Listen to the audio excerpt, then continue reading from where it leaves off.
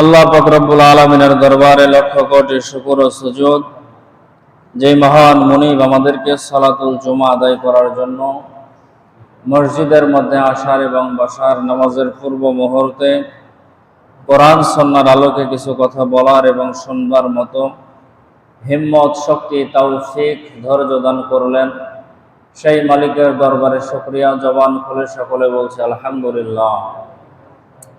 লক্ষ কোটি দরুদ ও সালাম বিশ্ব মানবতার মুক্তির দিশারি সাইয়্যিদুল মুরসালিন, খাতামুন নবিয়্যিন, শাফিউল মুসলিমিন, রাহমাতাল লিল আলামিন, মহানবী, শেষ নবী, আখির নবী জনাবে মুহাম্মদুর রাসূলুল্লাহ, সকলে পড়ে সাল্লাল্লাহু আলাইহি ওয়াসাল্লাম। সম্মানিত মুসল্লিয়ান ইকরাম, আমরা হিজরি সনের যেই মাসে অবস্থান করতেছি সেই মাসটা হলো মুহররম মাস। মুহররম মাসকে বলা হয় শাহরুল্লাহ, অর্থাৎ আল্লাহর মাস। যেই চারটা মাস সম্মানিত মাস, তার মধ্যে মুহররম মাস একটা। সেই মাসের মধ্যে এখন আমরা আছি। তবে মুহররম মাস আসলে আমাদের সামনে একটা চিত্র ভেসে ওঠে, সেটা হলো 10ই মুহররম, শুহাদায়ে কারবালা। তবে 10ই মুহররমের গুরুত্ব এবং ফজিলত পৃথিবীর শুরুর লগ্ন থেকেই। মুহররম মাস যেমন সম্মানিত মাস, তার মধ্যে 10ই মুহররম, যাকে বলা হয় আশুরা। আশারা শব্দের অর্থ হলো 10। সম্মানিত মুসল্লিয়ান ইকরাম, আমরা জানার চেষ্টা করব যে আল্লাহ পাক রব্বুল আলামিন এই 10ই মুহররমে আল্লাহ তাআলা তার মাহবুব কিছু বান্দাদেরকে পুরস্কার দান করেছেন। এই 10ই মুহররমের কিছু আমল আছে, কিছু ইবাদত আছে। এগুলো যদি আমরা করতে পারি, আল্লাহ পাক রব্বুল আলামিন আমাদেরকেও কবুল করবেন ইনশাআল্লাহ। আমরা সংক্ষেপে কয়েকটা জেনে নেই, অনেকগুলোর ভিতরে সংক্ষেপে কয়েকটা জেনে নেই। 10ই মুহররমের যে সমস্ত ঘটনাগুলো, তার মধ্যে থেকে কয়েকটা ঘটনা সংক্ষেপে আপনাদের সামনে বলার চেষ্টা করতেছি। 1 নাম্বার, আল্লাহ পাক রব্বুল আলামিন আসমান, জমিন, পাহাড়, পর্বত, গ্রহ, নক্ষত্র সব কিছু এই 10ই মুহররমে আল্লাহ তাআলা সৃষ্টি করেছে, আশুরার দিনে। 2 নাম্বার, হযরতে আদম আলাইহিস সালাতু ওয়াস সালামকেও এই 10ই মুহররমে সৃষ্টি করেছে এবং তার তওবাকে আল্লাহ তাআলা এই 10ই মুহররমে কবুল করেছেন। আদম এবং হাওয়ার সঙ্গে একসঙ্গে দেখা এই 10ই মুহররমে হয়েছিল। 3 নাম্বার, হযরতে নূহ আলাইহিস সালাতু ওয়াস সালামকে তার যুগের প্লাবন থেকে, বন্যা থেকে আল্লাহ তাআলা এই 10ই মুহররমে মুক্তি দান করেছিলেন। 4 নাম্বার, হযরতে ইব্রাহিম আলাইহিস সালাতু ওয়াস সালামকে আগুন থেকে মুক্তি দান করেছিলেন। 5 নাম্বার, হযরতে আইয়ুব আলাইহিস সালাতু ওয়াস সালামকে 18 বছর পর তার রোগ থেকে, শরীরের মধ্যে যে ঘা হয়েছিল, পোকা হয়ে গিয়েছিল, সেখান থেকে আল্লাহ তাআলা মুক্তি দান করেছিলেন। 6 নাম্বার, হযরতে সুলাইমান আলাইহিস সালাতু ওয়াস সালামকে আল্লাহ তাআলা এই 10ই মুহররমে পৃথিবীর রাজত্ব দান করেছিলেন। 7 নাম্বার, হযরতে ইউনূস আলাইহিস সালাতু ওয়াস সালামকে 40 দিন পর মাছের পেট থেকে মুক্তি দান করেছিলেন। 7 নাম্বার, হযরতে মূসা আলাইহিস সালাতু ওয়াস সালামকে ফিরাউনের কবল থেকে রক্ষা করেছিলেন। 9 নাম্বার, হযরতে ঈসা আলাইহিস সালাতু ওয়াস সালামকে এই দিনে পৃথিবীতে আগমন করিয়েছিলেন এবং ঈসা আলাইহিস সালাতু ওয়াস সালামকে এই 10ই মুহররমের শত্রুদের হাত থেকে রক্ষা করে আল্লাহ তাআলা আসমানে উঠিয়ে নিয়েছেন। 10 নাম্বার, হযরতে ইদ্রিস আলাইহিস সালাতু ওয়াস সালামকে আল্লাহ পাক রব্বুল আলামিন এই 10ই মুহররমে আসমানে তুলে নিয়েছেন। 11 নাম্বার, হযরতে দাউদ আলাইহিস সালাতু ওয়াস সালামকে 10ই মুহররমে বিশেষ মর্যাদায় ভূষিত করেছেন। 12 নাম্বার, খাইবারের যুদ্ধে আল্লাহ পাক রব্বুল আলামিন এই 10ই এই মুহররমে বিজয় দান করেছিলেন। 13 নম্বর হযরতে ইউসুফ আলাইহিস সালাতু ওয়াস সালাম যে হারিয়ে গিয়েছিল, এই 10ই মুহররমে ইয়াকুব আলাইহিস সালাতু ওয়াস সালাম আবার নবী ইউসুফ আলাইহিস সালাতু ওয়াস সালামকে ফিরে পেয়েছিলেন। 14 নম্বর নবীজি সাল্লাল্লাহু আলাইহি ওয়াসাল্লাম মক্কা থেকে মদিনায় এই 10ই মুহররমে হিজরত করেছিলেন।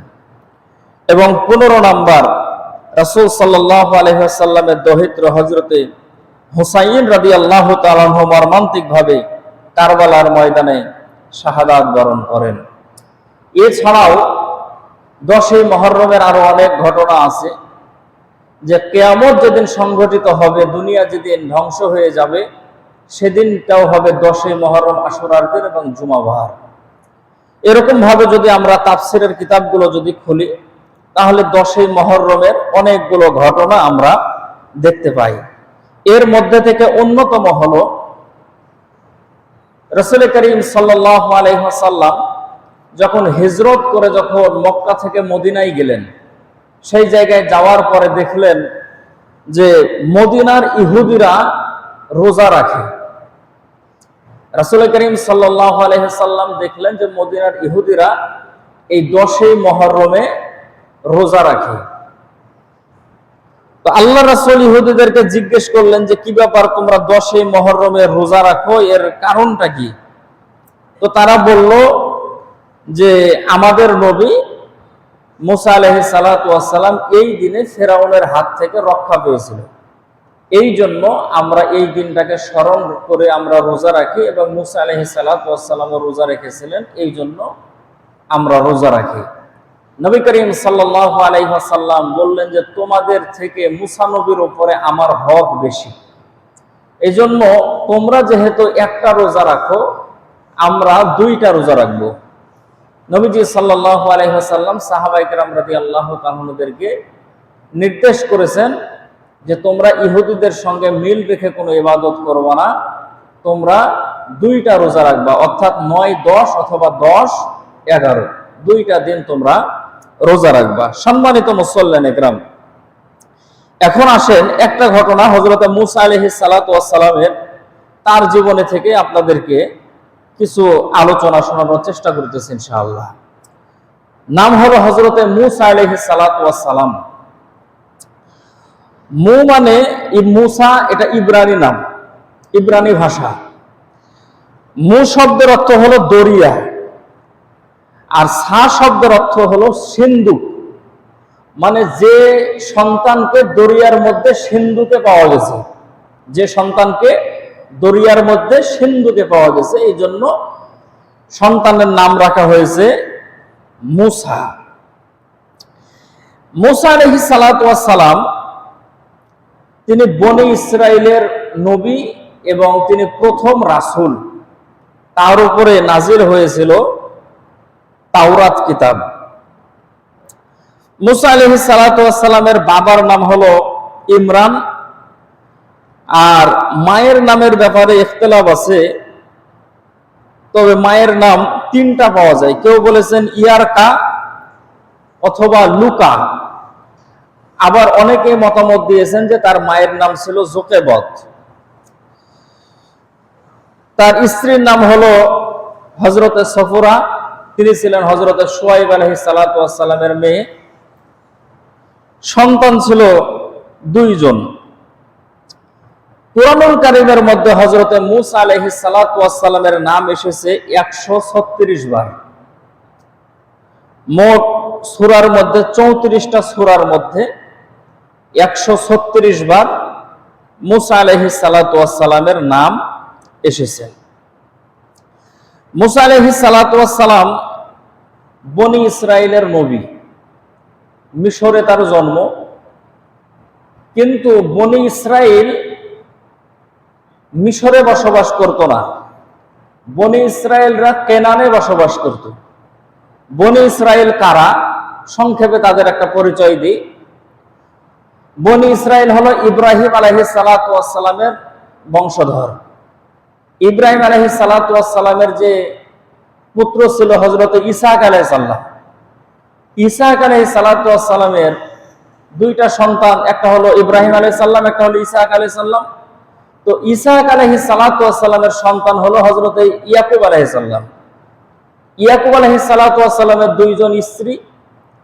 দুইজন স্ত্রীর যে 12 জন যে সন্তান আছে, ইউসুফ আলাইহিস সালাতু ওয়াস সালাম এবং তার ভাই বিনিয়ামিন, এক স্ত্রীর 2 জন সন্তান আর আরেক স্ত্রীর 10 জন সন্তান।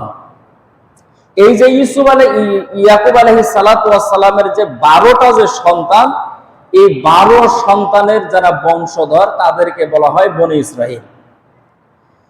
এখন ইয়াকুব আলাইহিস সালাতু ওয়াস সালাম কেনানে বসবাস করতেন।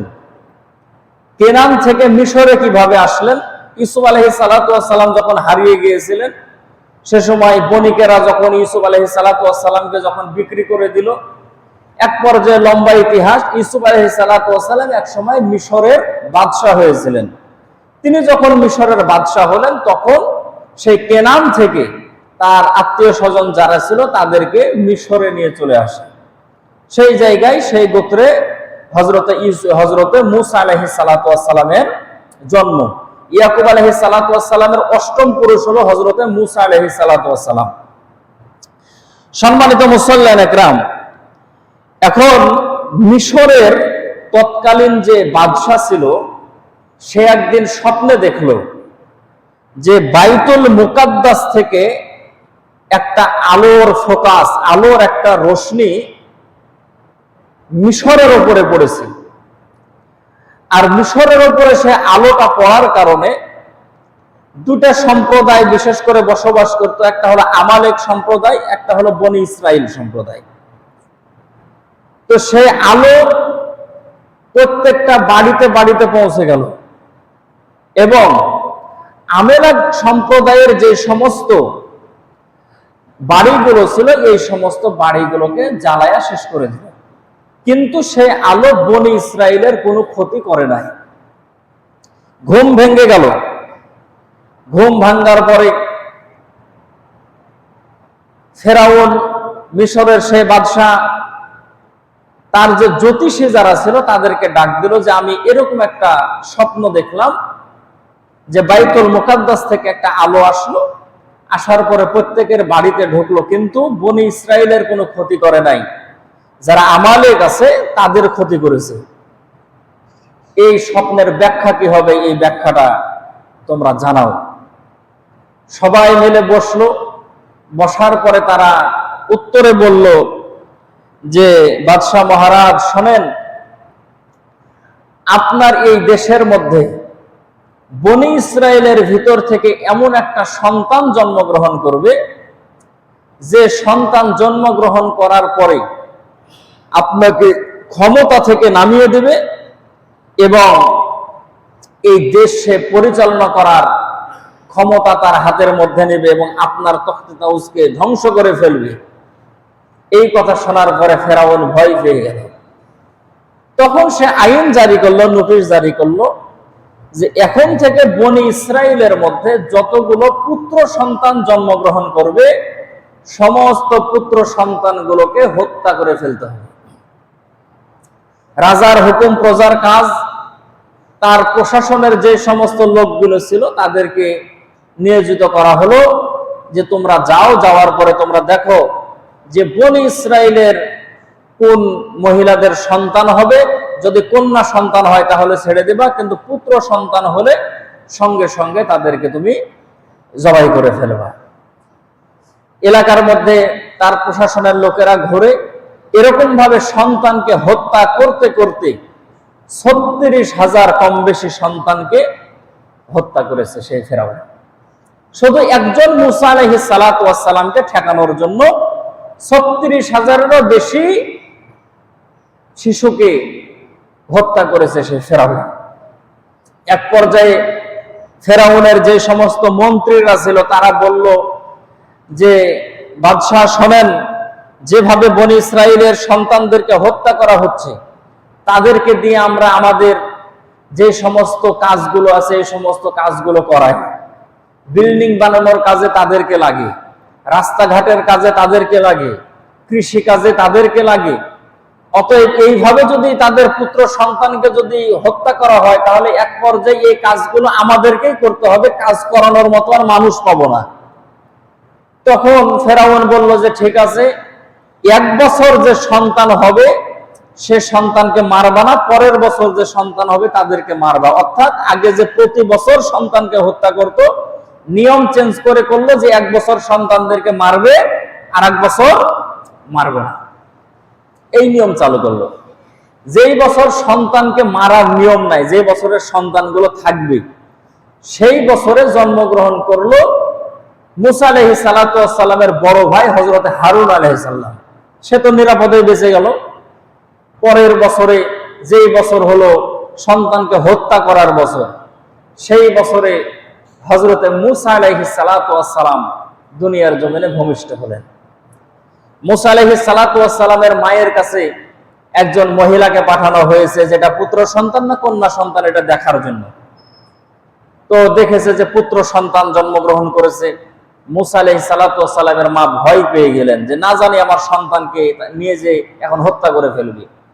কিন্তু আল্লাহ পাক রব্বুল আলামিন কোরআনুল কারীমের মধ্যে জানান যে মুসা, আমি তোমার চেহারার মধ্যে এমন এক মায়া, এমন এক ভালোবাসা দান করেছি যে তোমার চেহারা দেখার পরে তোমার যারা শত্রু ছিল তারাও তোমাকে ভালোবাসতে বাধ্য হবে। বলেন সুবহানাল্লাহ। তাফসীরের কিতাবের মধ্যে লেখে যে সে মহিলা মুসা আলাইহিস সালাতু ওয়াস সালামের চেহারা দেখার পরে মুসা আলাইহিস সালাতু ওয়াস সালামের মাকে বলতেছেন যে বোন, জীবনে অনেক সন্তান দেখেছি, কিন্তু তোমার যে সন্তান হয়েছে এরকম সুন্দর সন্তান আমি জীবনে কোনোদিন দেখি নাই। অতএব আমি ফেরাউনের কাছে খবর দেব না যে তোমার পুত্র সন্তান হয়েছে, তুমি তোমার সন্তানকে দুধ পান করাইতে থাকো। মুসা আলাইহিস সালাতু ওয়াস সালামকে মা কোলে নিয়ে দুধ পান করায়। মুসা আলাইহিস সালাতু ওয়াস সালাম মায়ের কোলের মধ্যে। কিন্তু একটা বাড়ির মধ্যে যদি সন্তান যদি থাকে তাহলে আশেপাশের বাড়ির মধ্যে তো খবর হবে, এটা স্বাভাবিক বিষয়। অন্যান্য বাড়ির মধ্যে সন্তান হয়েছে, পুত্র সন্তান, তাদেরকে ফেরাউনের লোকেরা জবাই করে দিয়েছে। কিন্তু মুসা আলাইহিস সালাতু ওয়াস সালাম তার মায়ের কোলের মধ্যে বড় হচ্ছে। বনি ইসরাইলদের মধ্যে থেকেই মুসা আলাইহিস সালাতু ওয়াস সালামের মায়ের বিরুদ্ধে তারা ষড়যন্ত্র করা শুরু করলো যে ফেরাউনের কাছে আমরা খবর দিয়ে দিব যে এখানে একটা পুত্র সন্তান আছে, আপনার লোকেরা তাকে হত্যা করে নাই, এরকম ভাবে খবর দিয়ে দিব। এই কথা শোনার পরে মুসা আলাইহিস সালাতু ওয়াস সালামের মা তিনি কিছুটা ভয় পেয়ে গেলেন। এমন সময় আল্লাহ পাক রব্বুল আলামিন ওহী নাজিল করলেন মুসা আলাইহিস সালাতু ওয়াস সালামের মায়ের উপরে।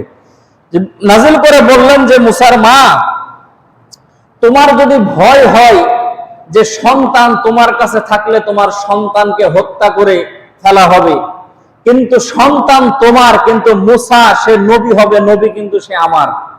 অতএব তুমি তোমার সন্তানকে যদি 1 ভাগ ভালোবাসো, আমি আমার নবীকে 99 ভাগ ভালোবাসি।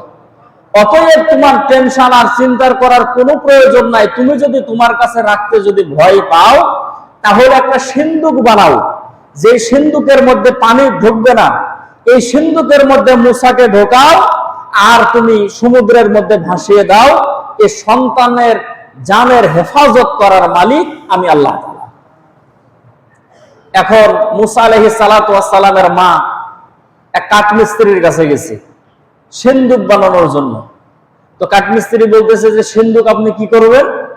বলে আমার একটা পুত্র সন্তান আছে, এই সন্তানকে নদীর মধ্যে, দরিয়ার মধ্যে ভাসায় দেবে, এই জন্য সিন্দুক বানাচ্ছে। তখন সে কাঠমিস্ত্রির মাথার মধ্যে খেয়াল হয়েছে, আরে এই মহিলা তো তাহলে বনি ইসরায়েলের মহিলা, তাহলে তার সন্তানকে নদীর মধ্যে ভাসায় দেবে। এই খবর যদি আমি ফেরাউনের কাছে দিতে পারি তাহলে আমি মোটা অঙ্কের পুরস্কার পাবো। তখন সে সেখান থেকে দৌড়াতে দৌড়াতে চলে গেল যে জায়গায় ওই ফেরাউনের লোকজন সন্তানদেরকে হত্যা করার জন্য যে জায়গায় তারা ক্যাম্প বানাইছে, তাঁবু গেড়েছে, সে জায়গায় যাওয়ার পরে খবর দেওয়ার জন্য সেই তাঁবুর মধ্যে প্রবেশ করেছে। প্রবেশ করার পরে তাফসীরের মধ্যে লেখে সে আর মুখ দিয়ে কথা বলতে পারে না, শুধু আওয়াজ করে, কিন্তু কোনো কথা বের হয় না। তখন তার প্রশাসনের লোকেরা বলে যে এই বদ লোক কোথা থেকে এসেছে, একে এখান থেকে বের করে দাও। সবাই মিলে তাকে সে তাঁবু থেকে বের করে দিয়েছে। বাইরে বের হওয়ার পরে দেখে যে সে কথা বলতে পারে। তখন সে আবার প্রবেশ করেছে খবর দেওয়ার জন্য, কিন্তু ভিতরে ঢোকার পরে সে এখন আর কথাও বলতে পারে না, চোখের মধ্যে দেখতেও পায় না। তখন তার প্রশাসনের লোকেরা বললো যে তো ডিস্টার্ব করে, সময় নষ্ট করে, আবার তাকে বের করে দিয়েছে। তখন সে বাইরে এসে তওবা করলো আর বলল যে আল্লাহ, আপনি আমার জবানটা খুলে দেন, আমার চোখটা ভালো করে দেন, আমি মুসার বিরুদ্ধে আর কোনো ষড়যন্ত্র করব না, আর ফেরাউনের লোকজনের কাছে তার ব্যাপারে আর কোনো খবরও দেব না। আপনি আমার জবানকে আপনি খুলে দেন, আমার চোখ ভালো করে দেন। আল্লাহ তাআলা তার দোয়া কবুল করলেন, চোখ ভালো হয়ে গেল, জবান দিয়ে সে কথা বলতে পারলো। আসার পরে সিন্দুক বানায় দিল। মুসা আলাইহিস সালাতু ওয়াস সালামের মাকে ডাকলেন যে মা, এখানে আসেন, আপনি সিন্দুক নেন। সিন্দুক বানায় দিল। এখন মুসা আলাইহিস সালাতু ওয়াস সালাম ছোট্ট মানুষ, চেহারা অনেক সুন্দর, আর সন্তানের চেহারা যেমনই হোক না কেন, আচ্ছা বলেন দেখি, কোনো মা কোনো বাবা কি পারে নাকি যে সন্তানকে নদীর মধ্যে, দরিয়ার মধ্যে ভাসায় দেবে? এই জন্যই তাফসীরের মধ্যে লেখেন যে বাবা মায়ের আগে যদি সন্তান যদি মারা যায়, তাহলে বাবার বিধান আছে যে সন্তানকে সে গোসল করাতে পারে, সন্তানকে সে কবরের মধ্যে নামাতে পারে, সন্তানের জানাজায় সে ইমামতি করতে পারে। কিন্তু কোনো সন্তান যদি মারা যায়, তাহলে মা গোরস্থানের মধ্যে যেতে পারে না, জানাজায় শরীক হতে পারে না, কবরের মধ্যে নামতে পারে না। কেন? বলে মাকে যদি অনুমতি যদি দেওয়া হতো যে সন্তানকে নিজের হাতে কবরের মধ্যে আপনি রাখবেন, তাহলে দুনিয়ার মধ্যে এমন কোন মাকে পাওয়া যেত না যে সন্তানের লাশ কবরের মধ্যে রেখে মা উপরে চলে আসবে। মায়ের অবস্থা এরকম হতো যে সন্তানের সাথে মাও কবরের মধ্যে শুয়ে যেত যে আমি সন্তানের সাথে থাকবো, আমাকেও তোমরা দাফন করে দাও। মায়ের অন্তরের মধ্যে সন্তানের প্রতি এতটা ভালোবাসা, এতটা মহব্বত। সম্মানিত মুসল্লিন একরাম, সন্তান দরিয়ার মধ্যে ভাসায়া দেবে, মায়া লাগে, মহব্বত লাগে। আল্লাহ তাআলা আবার মুসা আলাইহিস সালাতু ওয়াস সালামের মাকে জানালেন যে মুসার মা, শোনো, সন্তান তোমার, কিন্তু সে তো নবী হবে আমার, আমি তাকে ভালোবাসি, আমি তাকে হেফাজত করব, তোমার চিন্তার কোনো কারণ নাই। ভাসিয়ে দিয়েছি। সে দরিয়ার মধ্যে ভাসতে ভাসতে ভাসতে ভাসতে গিয়ে থামলো সে জায়গায়, যে জায়গায় তাকে মুসা আলাইহিস সালাতু ওয়াস সালামকে হত্যা করার জন্য সব থেকে যে বেশি ষড়যন্ত্র করেছিল ফেরাউন, সে ফেরাউনের ঘাটে গিয়ে সেই মুসা আলাইহিস সালাতু ওয়াস সালামের সিন্দুকটা থেমে গেল। লোকজন সবাই ভয় পেয়ে গেল, না জানি এর ভিতরে আবার কি আছে, চারিদিকে ভয় কাজ করতেছে। এমন সময় তারা শুনতে পেল যে সিন্দুকের ভিতর থেকে ছোট বাচ্চার কান্নার আওয়াজ আসতেছে। সিন্দুকটা খোলা হলো, খোলার পরে দেখতেছে যে তার ভিতরে ফুটফুটে একটা সন্তান সে জায়গায় শুয়ে আছে। ফেরাউনের দাম্পত্য জীবনে কোনো সন্তান ছিল না। ফেরাউন সেই সন্তানটাকে কোলে তুলে নিয়েছে, সন্তান চিৎকার দিয়ে কান্না করে। সন্তানকে দেখার পরে ফেরাউনের স্ত্রী হযরতে আসিয়া আলাইহিস সালাতু ওয়াস সালাম তিনি দৌড়িয়ে এসেছেন। আসার পরে দেখতেছেন যে সন্তান ফেরাউনের কোলে। তিনি সঙ্গে সঙ্গে সন্তানকে বুকের সঙ্গে নিয়েছেন। মায়ের কোলে সন্তান গেলে যেমন চুপচাপ, যেমন কান্না থেমে যায়, আসিয়ার কোলে সন্তান মুসা আলাইহিস সালাতু ওয়াস সালাম যাওয়ার সঙ্গে সঙ্গে তার কান্নাও সঙ্গে সঙ্গে থেমে গেল। বলেন সুবহানাল্লাহ।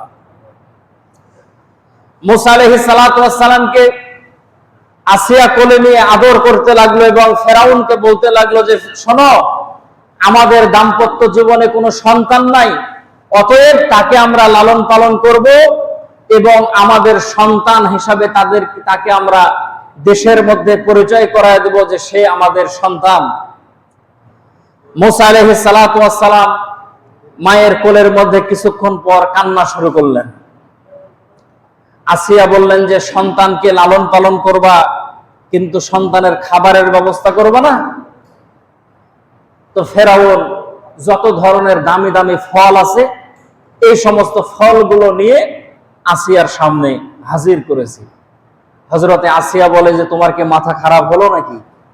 একটা ছোট্ট বাচ্চা, সে দুধ পান করবে, সে কি এই ফলগুলো খেতে পারবে? দুধ যে পান করাতে পারবে এরকম একজন মহিলাকে তুমি খোঁজ করো তোমার দেশের মধ্যে, যে সন্তানকে দুধ পান করাবে। ফেরাউন তার যে সমস্ত মানুষগুলো ছিল তাদেরকে বলে দিল যে যাও খোঁজ করো, এলাকার মধ্যে সন্তানকে দুধ পান করাবে এরকম কোন মহিলা আছে। শত শত মহিলা হাজির হয়েছে সন্তানকে দুধ পান করানোর জন্য। আল্লাহ রাব্বুল আলামিন হযরতে মুসা আলাইহিস সালাতু ওয়াস সালামকে ডাক দিয়ে বললেন, মুসা, তোমাকে দুধ পান করানোর জন্য যতগুলোই মহিলা আসুক না কেন, যতক্ষণ পর্যন্ত তোমার মা তোমাকে কোলের মধ্যে না নেবে, ততক্ষণ পর্যন্ত কোনো মহিলার স্তনের মধ্যে তুমি মুখটা লাগাবা না। হযরতে মুসা আলাইহিস সালাতু ওয়াস সালাম, ছোট্ট মানুষ, কান্নাকাটি করে। হযরতে মুসা আলাইহিস সালাতু ওয়াস সালামের খাবারের ব্যবস্থা করার জন্য ফেরাউন হয়রান আর পেরেশান, আসিয়া হয়রান আর পেরেশান, কিভাবে সন্তানের কান্না থামানো যায়। আল্লাহ পাক রব্বুল আলামিন হযরতে মুসা আলাইহিস সালাতু ওয়াস সালামকে ডাক দিয়ে বলেন, মুসা, আমি আল্লাহ পাক রব্বুল আলামিন তোমাকে বাছাই করে নিয়েছি আমার পরিচয় মানুষের সামনে তুলে ধরার জন্য। মুসা রে, যদি দুনিয়ার মানুষগুলো তোমার জীবনে যদি পড়ে রে মুসা, আমি আল্লাহ পাক রব্বুল আলামিনের পরিচয়টা পেয়ে যাবে। মুসা রে শোনো, যে জায়গায় তোমাকে দুনিয়ার মধ্যে আসতে দেবে না, এই জন্য ৩৬,০০০ বনী ইসরাইলের সন্তানকে ফেরাউন যে জায়গায় হত্যা করে ফেলল, আমি আল্লাহ পাক রব্বুল আলামিন সেই যুগেও তোমাকে জন্ম দিয়ে আমি আল্লাহ পাক রব্বুল আলামিন তোমার জানকে তোমার মধ্যে রেখে যে তোমাকে হায়াত দান করেছি। মুসা রে, শুধু তাই নয়, যেই বিল্ডিং থেকে, যেই ঘর থেকে তোমাকে মারার জন্য ষড়যন্ত্র করা হয় রে মুসা, আমি আল্লাহ পাক রব্বুল আলামিন সেই ঘরের মধ্যে তোমার থাকা খাওয়ার ব্যবস্থা করে দিয়েছে। বলেন সুবহানাল্লাহ। মুসা আলাইহিস সালাতু ওয়াস সালামের বোন সিন্ধুকের পিছনে পিছনে দৌড়ায়। সিন্ধুক কোন দিকে যায়? মুসা আলাইহিস সালাতু ওয়াস সালামের বোন দেখলো ফেরাউনের সেই জায়গায়, সেই ঘাটের মধ্যে, সেই জায়গায় সিন্ধুকটা লেগে গেছে। এবং ফেরাউন কিছুক্ষণ পরে দুধ খাওয়ানোর জন্য মহিলাদেরকে খোঁজাখুঁজি করা শুরু করলো। সেই সুযোগ বুঝে মুসা আলাইহিস সালাতু ওয়াস সালামের বোন ফেরাউনের কাছে আসার পরে ডাক দিয়ে বলল, বাদশা শোনেন, যদি আপনি রাগ না করেন তাহলে আপনাকে একটা কথা বলবো। বলে, রাগ করবো না, বলো দেখে তুমি কি বলতে চাও। বলে, আমার খোঁজে একটা মহিলা আছে, যেই মহিলার দুধ সমস্ত সন্তানেরা পান করে, সেই মহিলার দুধ কোন সন্তানেরা বাঁচে না, সমস্ত সন্তানেরা সেই মহিলার দুধ পান করে, কোন সন্তান সেই মহিলাকে ফেরায়া যায় না। ফেরাউন ডাক দিয়ে বলল, সেই মহিলার খোঁজ যদি তোমার কাছে থাকে তাহলে তুমি জলদি করে যাও, সেই মহিলাকে নিয়ে আসো, সেই মহিলাকেই তো দরকার আমার সন্তানকে বাঁচানোর জন্য। মুসা আলাইহিস সালাতু ওয়াস সালামের বোন দৌড় দিল, দৌড়াইতে দৌড়াইতে মায়ের কাছে যাওয়ার পরে ডাক দিয়ে বলল, মা, সংবাদ আছে তোমার জন্য, ভালো সংবাদ। ফেরাউনের দরজার মধ্যে আমার ভাই মুসা চলে গেছে। মা গো, সেখানে সন্তানকে দুধ পান করানোর জন্য মানুষ খুঁজতেছে। ও বাবা, মামার ভাই মুসা কোনো মায়ের দুধ পান করে না, তবে আমি তোমার খোঁজ দিয়েছি, তোমার দুধ পান করবে বলে। তুমি চলো আমার সঙ্গে। যাওয়ার পরে তুমি তোমার সন্তানকে কোলের মধ্যে তুলে নেবা। সম্মানিত ভাইরা আমার, মুসা আলাইহিস সালাতু ওয়াস সালামের মা দৌড় দিয়ে চলে আসলেন ফেরাউনের রাজপ্রাসাদ পর্যন্ত। আমার ভাইরা, লোহার সঙ্গে চুম্বক যেমন ভাবে লেগে যায়, মাকে দেখার সঙ্গে সঙ্গে মুসা আলাইহিস সালাতু ওয়াস সালাম মায়ের বুকের সঙ্গে তেমনই ভাবে লেগে যায়। আল্লাহ পাক রব্বুল আলামিন মুসার মাকে বলেন, মুসার মানে শোনো, তুমি ভয় করতেছিলে তোমার সন্তানকে তারা হত্যা করে ফেলবে বলে, কিন্তু দুনিয়ার কোন মানুষ হায়াতের মালিক না, মওতের মালিক না। হায়াতের মালিক, মওতের মালিক আমি আল্লাহ।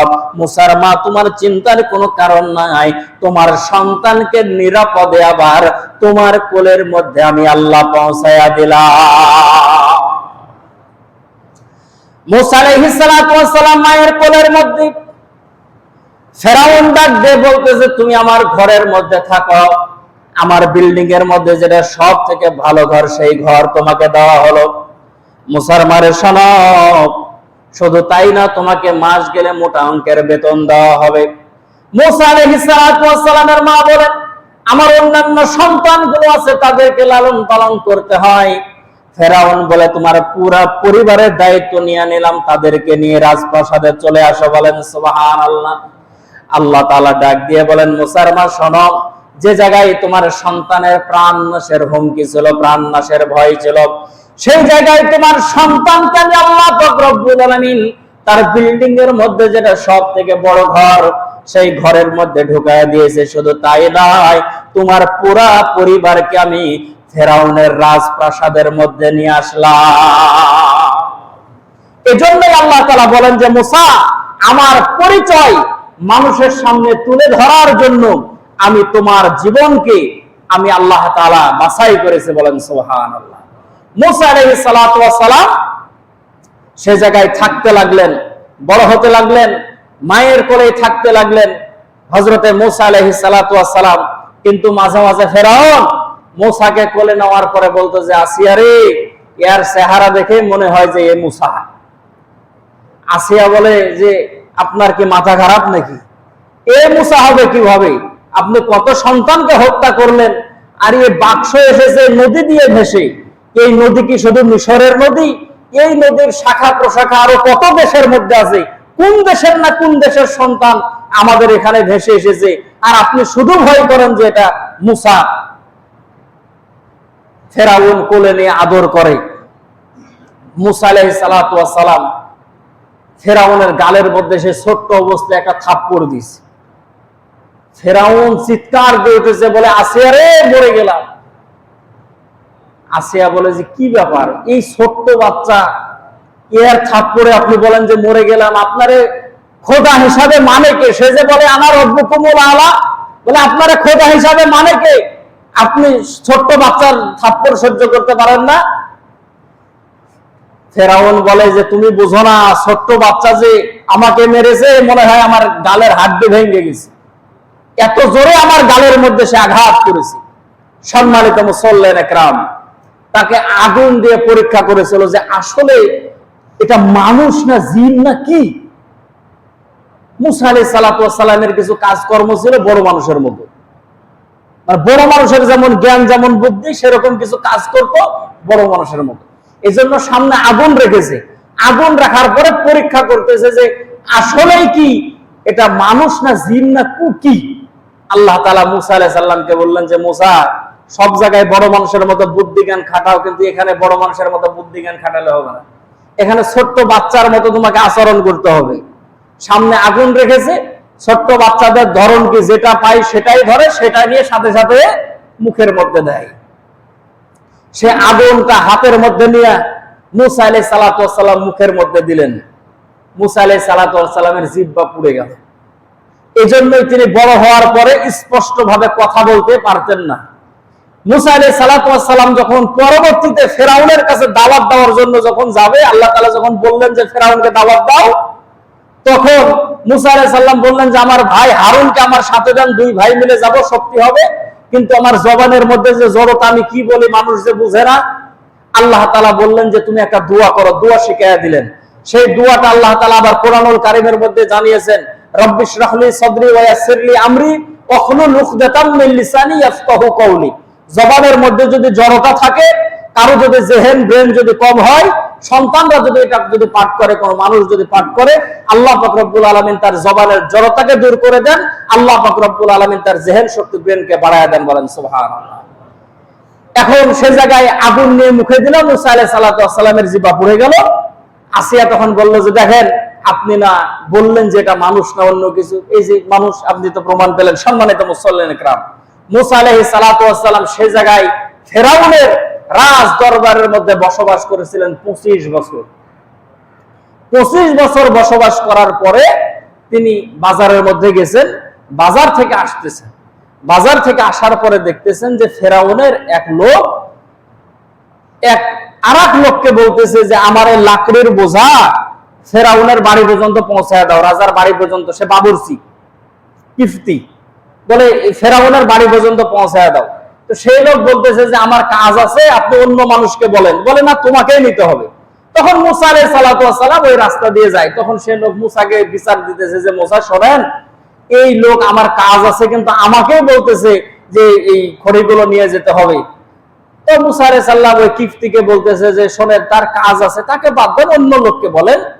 তখন সে কিফতি রাগ করে বলতেছে যে অন্য লোককে বলার প্রয়োজন নাই, তাকে যদি তুমি নিয়ে যেতে না দাও তাহলে খড়ের বোঝা তুমি মাথায় দাও। রাগী মানুষ মুসা আলাইহিস সালাম দিলেন এক থাপ্পড়। এক থাপ্পড়ে ডেড বডি ওই জায়গাতে মরে গেছে পড়ে। মুসা আলাইহিস সালাতু ওয়াস সালাম চিন্তা করলেন সর্বনাশ, এক থাপ্পড়েই শেষ।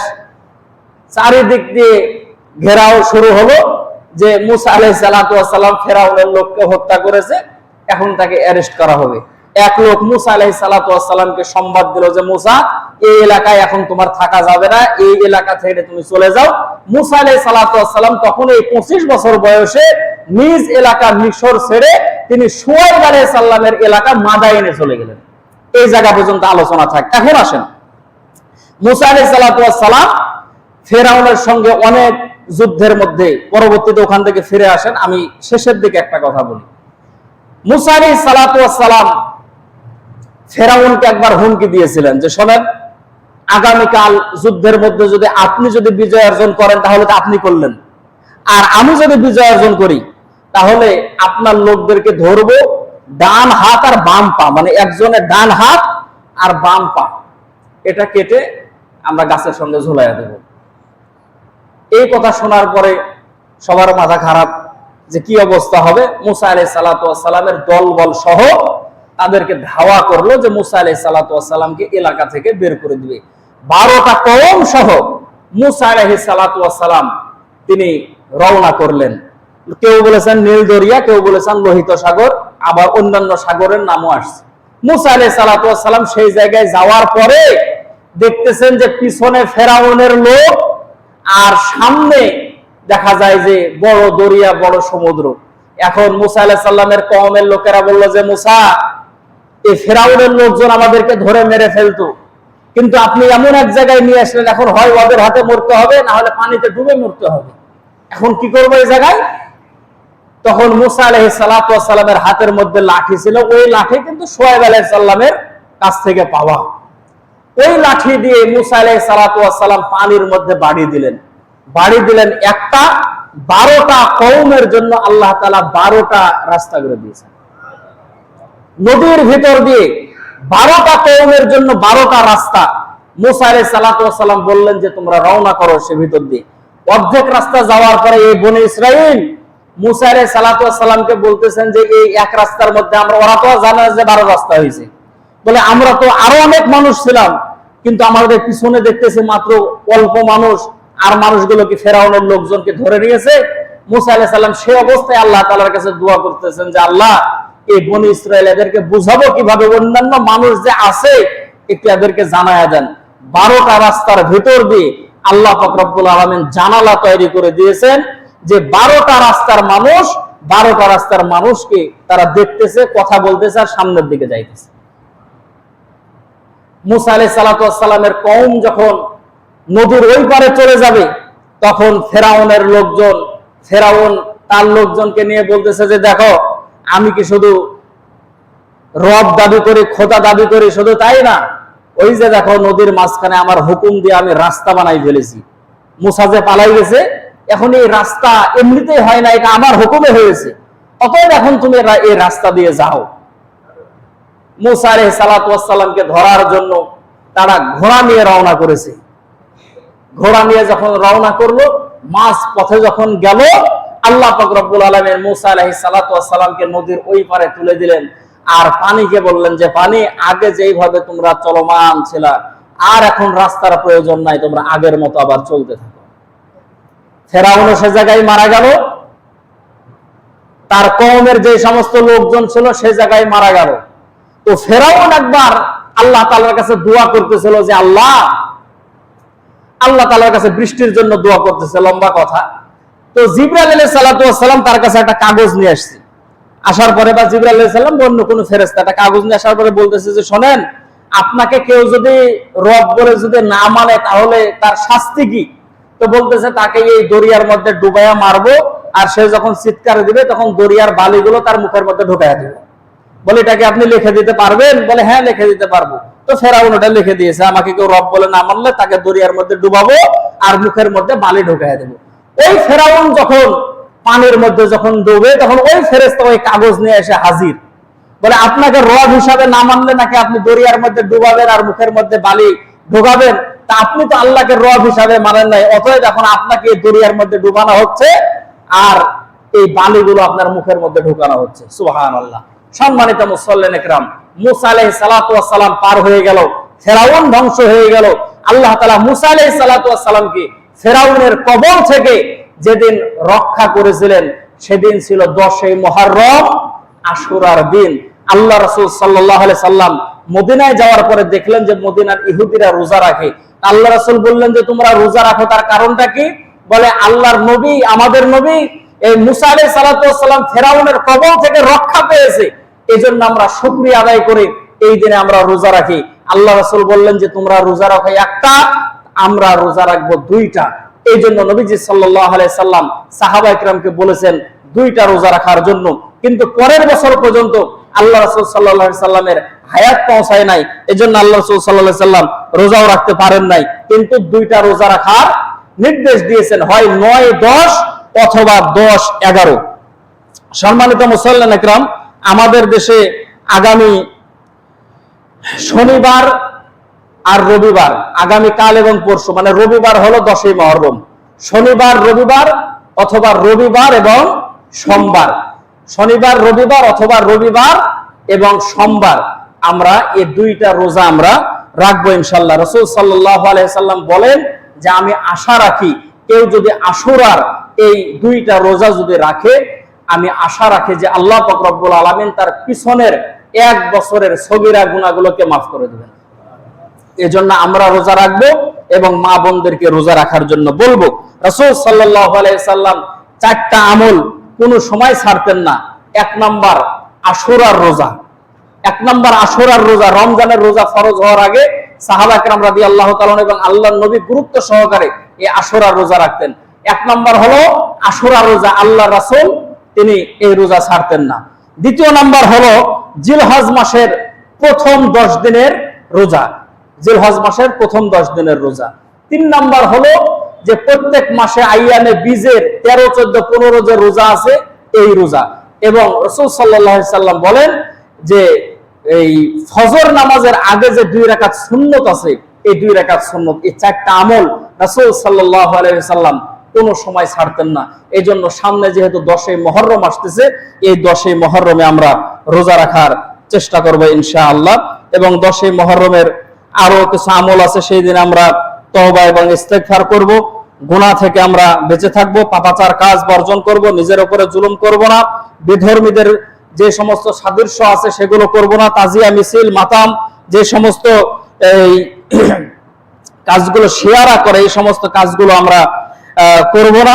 এবং সেই দিন অনেক মুহাদ্দিসিন ইকরামের মত হলো সেই দিন যদি কেউ যদি দিনের বেলা রোজা রাখার পরে রাতের বেলা যদি ভালো খাবারের যদি ব্যবস্থা করে, আল্লাহ পাক রব্বুল আলামিন এই মুহররমের ওসিলায় সারা বছর হালাল ভাবে আল্লাহ তাআলা তার ভালো রিজিকের ব্যবস্থা করে দিবেন। বলেন সুবহানাল্লাহ। সম্মানিত মুসল্লিন ইকরাম, আল্লাহ পাক রব্বুল আলামিন ভুল এবং ত্রুটিগুলো মাফ করে সঠিক কথাগুলো অনুযায়ী আমল করার তৌফিক দান করুন। বলেন আমিন।